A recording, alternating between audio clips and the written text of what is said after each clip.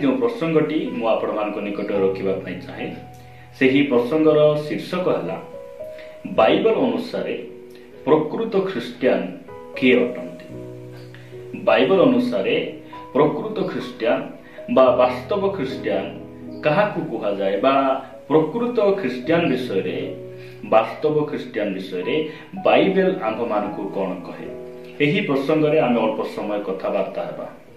निश्चित भाव रे आमे सुनिथिबु जे मु अनेक भाई भणी माने कहबा मु सुनिछि जे से माने कहंती वास्तव ख्रिस्टियान से माने अटंती पूर्व पुरुषरु जे माने ख्रिस्टियान हेइथिले आउ जहांकर नाम जमी पटारे रहिछि आउ जे माने ख्रिस्टियान परिवार रे जन्म ग्रहण करिसंती ताहांकर पितृपुरुष माने प्रथम रे से माने ख्रिस्टियान थिले आउ आज मध्य से माने ख्रिस्टियान अटंती आउ से माने प्रकृत रे ख्रिस्टियान अटंती।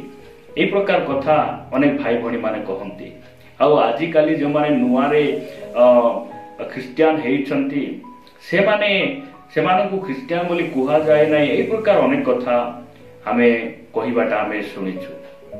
प्रिय भाई भणी माने मनुष्य कौन कहूची समाज कौन कहूची ताहा बड़ विषय नहीं किंतु वास्तव ख्रिस्टियान विषय रे बाइबल आम मानकु कौन कहे ताहा होची सबुठारु गुरुत्वपूर्ण आ बड़ विषय अटे।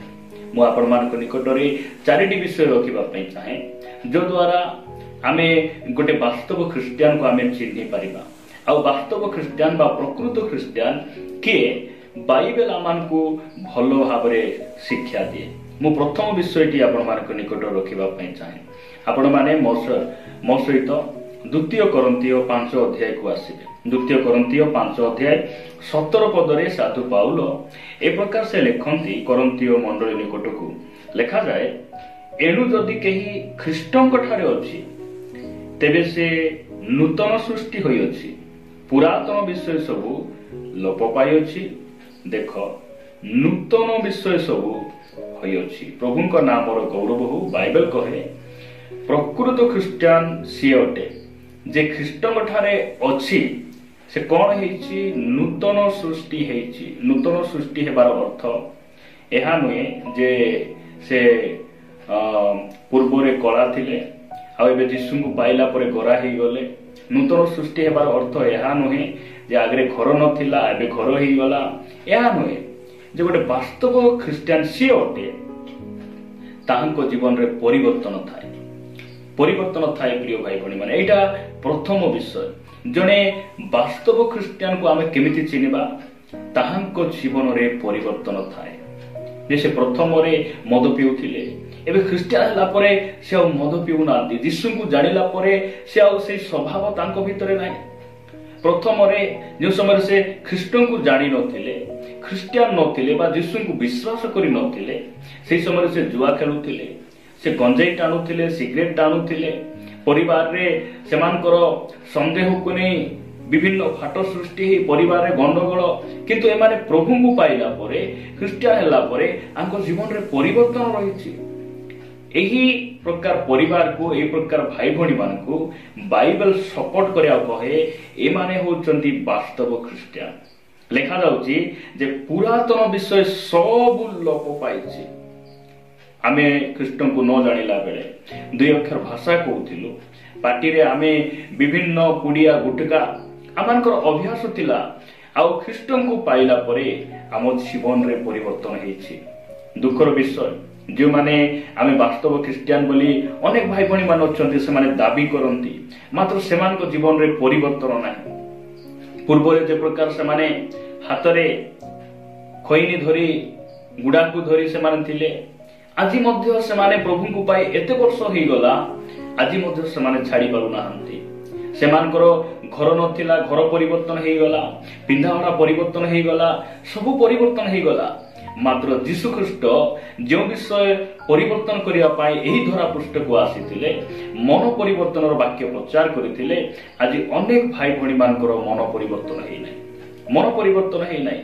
प्रिय भाई भणी माने मु आपण मान कहिबा पई चाहे एही वाक्य गुडी को आपण मान को भलो लागिबो नै आपण माने सुनिबा ना मध्ये कष्ट लागिबो आपण मानकर मनोरंजन पाई आपण मानकर टाइम पास पाई ए सब प्रसंग वीडियो गुडी को आमे प्रस्तुत करूना प्रिय भाई भणी माने जदि आम जीवन रे आज परिवर्तन हेई नै आम लाइफ रे आमर कोनोसी नूतन स्वभाव रे देखा जाउ नै आमे वास्तव क्रिश्चियन हेई परिबा नै। प्रिय भाई भणी माने जदि आज आमे मन परिवर्तन करिना ताहले आमे मन परिवर्तन करिबा फेरी आसीबा ताहांको ठारू आमे कोन हेबा क्षमा पाइबा। द्वितीय विषय मु आपण मान निकट रे रखिबा पय चाहे आपण माने जिहोशूय पुस्तक को आसीबे। जिहोशूय पुस्तक शेष अध्याय बा 24 अध्याय 15 पद मु हम समस्त निमंते पढ़िबा पय चाहे। लिखा जाए जदि बा सदा प्रभु को सेवा करिबा तुममान को दृष्टि रे मंद दिसे तेबे तुमे माने कहार सेवा करिबो ताहा आज मनोनीत करो कि नदी से पारी रे तुम्भमानकर पूर्व पुरुष माने जो देवता मानकु सेवा कले सेमानकर कियोबा जो इमोरिय मानक देश रे तुम्हे माने वास करूछ सेमानक देवता मानकु सेवा करिवो एहा मनोनीत करो। मात्र मु ओ मोहर परिजन आम्भे माने सदा प्रभुंकु सेवा करिबा। प्रभुंक नामर गौरव हो। वास्तव ख्रिस्टियान सी अटे परमेश्वर देइथिबा सेही स्वाधीन इच्छा को से कु अभिलाष निमंते व्यवहार न करी प्रभुंकर सेवा पाई प्रभुंकर महिमा पाई ताहांकर गौरव पाई से कौन करे व्यवहार करे।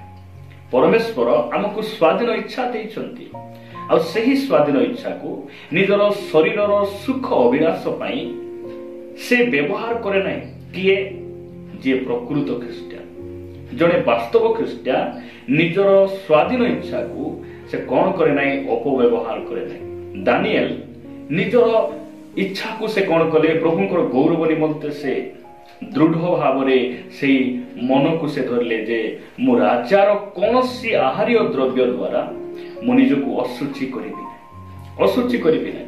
प्रत्येक मनुष्य पाखरे सब ख्रिस्टियान भाई भणी मानक मध्यरे गोटे स्वाधीन इच्छा रही हाँ नहीं तो ना ए दुईटी कथा कहिबार स्वाधीन इच्छा रही। जने वास्तव ख्रिस्टियान जी अटे निजर स्वाधीन इच्छा को परमेश्वर निमंते से कौन करे व्यवहार करे। जिहोशूय कहले तुम्हें आज मनोनीत कर किंतु मु मनोनीत कर सारी जे मु प्रभु को पछरे चलिबी दुख आसु कष्ट आसु अपमान आसु निंदा आसु ताड़ना आसु मु प्रभु को पछरे चलिबी।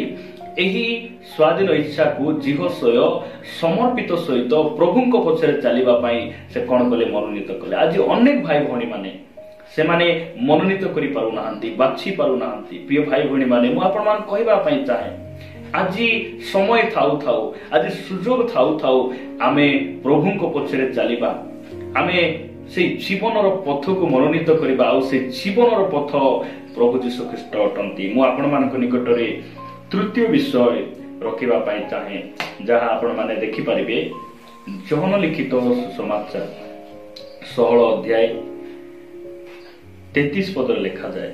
जहन लिखित सुसमाचार 16 अध्याय 33 पद रे प्रकार लिखा जाए तुम्हे माने जेपरि मोठारे शांति प्राप्त हुओ एति निमंते मु तुम मान कोई सब विषय कहि अछि। जगत रे तुम मान को निमंते क्लेश अछि किंतु साहस धर मु जगत को जय करि अछि। वास्तव ख्रिस्टियान सी अटे क्लेश को सह करे क्लेश को कौन करे से सह करे। एटा हमें मन रखिबा प्रिय भाई भणी माने। अनेक भाई भणी माने से माने साक्ष्य दियंती मु यीशु को जानिला बेलठू मु ख्रिस्टियान हला बेलठू कौनसी दुख नाई कौनसी समस्या नाई कौनसी निंदा ताड़ना मो जीवन रे किछि नाई ए प्रकार साक्ष्य गुडी को से माने दियंती। वास्तव ख्रिस्टियान जीवन रे दुख समस्या आसे आ जदी आमे यीशु को पाइला परे आमे प्रभु को निकट रे आसिला परे जदी कौनसी निंदा ताड़ना सामना करिना हूं कौनसी दुख कौनसी अभाव कौनसी रोग संकट दे जदि आमे जाउना हूं हमर आत्मिक जीवन रे कौनसी ना कौनसी समस्या रही। कारण वाक्य कहे जदि आपण माने द्वितीय तिमोथी 3:12 रे पढिबे से स्थान रे ए प्रकार लिखा जाउछि कोन को लिखा जाउछि मु आपण मान को निमंते ताहा पढिबा पई चाहे। द्वितीय तिमोथी 3 अध्याय ତାର 12 ପଦରେ ଏ ପ୍ରକାର ଲେଖାଯାଏ। 2 ତିମୋଥୀ 3 ଅଧ୍ୟାୟ 12 ପଦ, ପ୍ରକୃତରେ ଯେଉଁମାନେ ଖ୍ରୀଷ୍ଟ ଯୀଶୁଙ୍କ ସହଭାଗିତାରେ ଧର୍ମ ଜୀବନ ଯାପନ କରିବାକୁ ଇଚ୍ଛା କରନ୍ତି ସେମାନେ ତାଳନା ଭୋଗ କରିବେ। ପ୍ରିୟ ଭାଇ ଭଉଣୀ ମାନେ, ସେମାନେ ନିଶ୍ଚିତ ଭାବରେ ତାଳନା ଭୋଗ କରିବେ। ଯଦି ଆପଣମାନେ ପ୍ରେରିତ 14 ଅଧ୍ୟାୟ 22 ପଦ ପଢିବେ, ପାଉଲ କହୁଛନ୍ତି ଯେ ଅନେକ କ୍ଲେଶ ମଧ୍ୟ ଦେଇ ଆମକୁ ଈଶ୍ୱରଙ୍କ ରାଜ୍ୟରେ ପ୍ରବେଶ କରିବା ପାଇଁ ହେବ। ବାସ୍ତବ ଖ୍ରୀଷ୍ଟିଆନ ସିଏ ଯେ କ୍ଲେଶକୁ ସହ୍ୟ କରେ, ଦୁଃଖକୁ ସହ୍ୟ କରେ, ଅଭାବ, ଅନାଟନ, ସମସ୍ୟା, ସମସ୍ତ ପ୍ରକାର ପରିସ୍ଥିତି ମଧ୍ୟରେ ସେ ଖ୍ରୀଷ୍ଟଙ୍କ ନିମନ୍ତେ ଠିଆ ହୁଏ। ଆଉ ସବୁ ପରିସ୍ଥିତିକୁ ଏଡେଇ ଦେଇ ସେ ଖ୍ରୀଷ୍ଟଙ୍କ ପଛରେ ଚାଲେ। ସେ ହେଉଛି ବାସ୍ତବ ଖ୍ରୀଷ୍ଟିଆନ। ଏହା ବାଇବେଲ କହେ। ପ୍ରିୟ ଭାଇ ଭଉଣୀ ମାନେ, ମୁଁ ଶେଷ ବିଷୟ ଆଉ ଚତୁର୍ଥ ବିଷୟ କହି ମୁଁ ସମାପ୍ତ କରିବା ପାଇଁ ଚାହେଁ। ଆପଣମାନେ ମୋ ସହିତ ଦେଖିବେ ସେହି ପ୍ରଥମ ତିମୋଥୀ 6 ଅଧ୍ୟାୟ ଆମେ ପଢିବା। ପ୍ରଥମ ତିମୋଥୀ 6 ଅଧ୍ୟାୟ ତାର 6 ପଦରୁ 8 ପଦ ପର୍ଯ୍ୟନ୍ତ ଲେଖାଯାଏ। ଈଶ୍ୱର ପରାୟଣତା ସନ୍ତୋଷ ଭାବଯୁକ୍ତ ହେଲେ ପ୍ରକୃତରେ ବିଶେଷ ଲାଭଜନକ। 7 ପଦ, କାରଣ ଆମ୍ଭେମାନେ ଜଗତକୁ କିଛି ଆଣିନାହୁଁ, ପୁଣି ଏଠାରୁ କିଛି ଘେନି ଯାଇ ନପାରୁ। 8 ପଦ, ଏଣୁ ଅନବସ୍ତ ଥିଲେ ଆମ୍ଭମାନଙ୍କ ନିମନ୍ତେ ଯଥେଷ୍ଟ। ପ୍ରକୃତ ଖ୍ରୀଷ୍ଟିଆନ ସିଏ ଅଟେ, ପରମେଶ୍ୱର ଯାହା ଦେଇଛନ୍ତି ସେତିକିରେ ସେ ସନ୍ତୁଷ୍ଟ ଥାଏ। ପ୍ରିୟ ଭାଇ ଭଉଣୀ ମାନେ, ଆଜି ଅନେକ ଖ୍ରୀଷ୍ଟିଆନ ଭାଇ ଭଉଣୀ ମାନଙ୍କ ଜୀବନରେ ସନ୍ତୁଷ୍ଟ ନାହିଁ। ଯେତେ ଧନ ଅଛି ସେ ଧନରେ ସେମାନେ ସନ୍ତୁଷ୍ଟ ନୁହନ୍ତି। ଯେଉଁ ଘର ଅଛି ସେ ଘର ସେମାନେ ସନ୍ତୁଷ୍ଟ ନୁହନ୍ତି। କୌଣସି ବିଷୟରେ ଆଜି ଅନେକ ଭାଇ ଭଉଣୀ ମାନେ ଅସନ୍ତୁଷ୍ଟ ଅଟନ୍ତି। ଆହୁରି ମୁଁ ଟିକେ ଘର ଡେଭଲପ କଲେ ହେଇଥାନ୍ତା, ମୁଁ ଟିକେ ଅଧିକ ଟଙ୍କା କମାଇଲେ ହେଇଥାନ୍ତା, ମୁଁ ଆହୁରି ସୁନା କିଣିଲେ ଆହୁରି ହେଇଥାନ୍ତା, 1 ତୁଳାରେ ହେବ କି 10 ତୁଳାରେ ହେବ କି, ମୁଁ ଆହୁରି କିଣିବି। ଆଜି ଅନେକ ଭାଇ ଭଉଣୀ ମାନେ ଅସନ୍ତୁଷ୍ଟ ଜୀବନ ଯାପନ କରୁଛନ୍ତି। କିନ୍ତୁ ବାସ୍ତବ ଖ୍ରୀଷ୍ଟିଆନ ସିଏ ଅଟେ, ପରମେଶ୍ୱର ଯାହା ଦେଇଛନ୍ତି ସେତିକିରେ ସନ୍ତୁଷ୍ଟ ସେମାନେ ରୁହନ୍ତି। ସାଧୁ ପାଉଲ ଫିଲିପିଓ 4 ଅଧ୍ୟାୟରେ ସେ କହୁଛନ୍ତି, 11-12 ପଦରେ ସେ କହୁଛନ୍ତି ଯେ ମୁଁ ସବୁ ଅବସ୍ଥାରେ ସନ୍ତୁଷ୍ଟ ରହିବାଟା ମୁଁ କଣ କରିଛି? ଶିକ୍ଷା କରିଛି। ସବୁ ଅବସ୍ଥାରେ ମୁଁ ସନ୍ତୁଷ୍ଟ ରହିବାଟା ମୁଁ କଣ କରିଛି? ଶିକ୍ଷା କରିଛି। ପ୍ରିୟ ଭାଇ ଭଉଣୀ ମାନେ, ମାତାର ଗର୍ଭରୁ ଆମେ ସବୁ କିଛି ଶିଖି ଆମେ ଜନ୍ମ ହେଇନାହୁଁ। କିନ୍ତୁ ବାଇବେଲ କହେ ଆମକୁ ପରମେଶ୍ୱରଙ୍କର ବାକ୍ୟ ପଢି ତାହାଙ୍କ ନିକଟରେ ନିଜକୁ ସୁଧାରି ଆମେ ଶିଖିବାର ଆବଶ୍ୟକ ରହିଛି। ଗୋଟେ ପଦ ମୁଁ ପଢି ସମାପ୍ତ କରିବା ପାଇଁ ଚାହେଁ। ଏବ୍ରୀ ପୁସ୍ତକ 13 ଅଧ୍ୟାୟ 5 ପଦରେ ଲେଖାଯାଏ, ଆଚାର ବ୍ୟବହାରରେ ଧନଲୋଭ ଶୂନ୍ୟ ହୁଅ, ତୁମ୍ଭମାନଙ୍କର ଯାହା କିଛି ଅଛି ସେଥିରେ ସନ୍ତୁଷ୍ଟ ଥାଅ, କାରଣ ସେ ନିଜେ କହିଅଛନ୍ତି, ଆମ୍ଭେ ତୁମକୁ କେବେ ହେଁ ଛାଡ଼ିବା ନାହିଁ, ଆମ୍ଭେ ତୁମକୁ କେବେ ହେଁ ପରିତ୍ୟାଗ କରିବା ନାହିଁ। ପ୍ରଭୁଙ୍କ ନାମର ଗୌରବ। ପ୍ରିୟ ଭାଇ ଭଉଣୀ ମାନେ, ବାସ୍ତବ ଖ୍ରୀଷ୍ଟିଆନ ସିଏ ଅଟେ, ବାଇବେଲ ଅନୁସାରେ ସେହି ବ୍ୟକ୍ତିର ଜୀବନରେ ପରିବର୍ତ୍ତନ ଥାଏ। ବାସ୍ତବ ଖ୍ରୀଷ୍ଟିଆନ ସିଏ ଅଟେ, ନିଜର ସ୍ୱାଧୀନ ଇଚ୍ଛାକୁ ସେ ଶାରୀରିକ ଅଭିଳାଷ, ଜାଗତିକ ଅଭିଳାଷର ସେ ବ୍ୟବହାର କରେ ନାହିଁ। ପ୍ରଭୁଙ୍କର ଗୌରବ ନିମନ୍ତେ, ତାହାଙ୍କର ମହିମା ନିମନ୍ତେ ନିଜର ଇଚ୍ଛାକୁ ସେ କଣ କରେ? ବ୍ୟବହାର କରେ। ଏବଂ ତୃତୀୟ ବିଷୟ ଆମେ ଦେଖୁଛୁ, ବାସ୍ତବ ଖ୍ରୀଷ୍ଟିଆନ ସିଏ ଅଟେ, କ୍ଲେଶ ଦୁଃଖ ଆସିଲେ ମଧ୍ୟ ପ୍ରଭୁଙ୍କ ନିମନ୍ତେ ଠିଆ ହୁଏ। ଏବଂ ଶେଷ ବିଷୟ ଆମେ ଦେଖୁଛୁ ଯେ ପରମେଶ୍ୱର ଯାହା ଦେଇଛନ୍ତି ସେତିକିରେ ସେ ସନ୍ତୁଷ୍ଟ ରହେ। ପ୍ରଭୁ ଏ ବାକ୍ୟ ଦେଇ ଆମ ପ୍ରତ୍ୟେକଙ୍କୁ ପ୍ରଚୁର ଭାବରେ ଆଶୀର୍ବାଦ କରନ୍ତୁ।